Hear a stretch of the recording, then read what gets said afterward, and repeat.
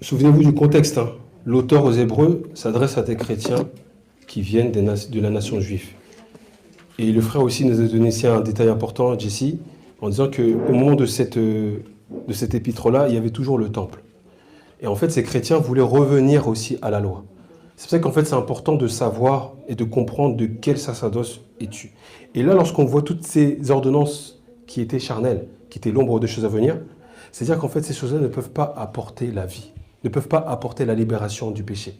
C'est-à-dire que des fois, on s'attend de voir des chrétiens judaïsants qui veulent que tu observes le sabbat, qui veulent que tu observes, que tu manges cachère, que tu portes ta kippa, que tu sois circoncis.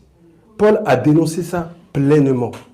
Il y en a certains qui sont là, en fait, en vérité, vous savez, ceux qui sont beaucoup portés en disant vouloir, en fait, sous prétexte de se rapprocher comment dirais-je, des origines hébraïques, mais en fait, c'est vouloir, en fait, annihiler l'œuvre de la croix.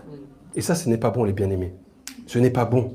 Parce que lorsque, en fait, on est sur cela, c'est en fait, comme il dit dans Galates, quiconque ne sert pas toute la loi est une malédiction pour lui.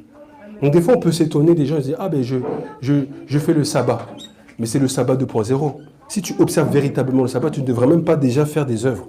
Maintenant, tu les vois, ils sont là, ils font le sabbat, mais ils vont regarder le match de foot. Ça, c'est un sabbat 2.0. Je ne sais pas si vous avez déjà observé ces choses-là.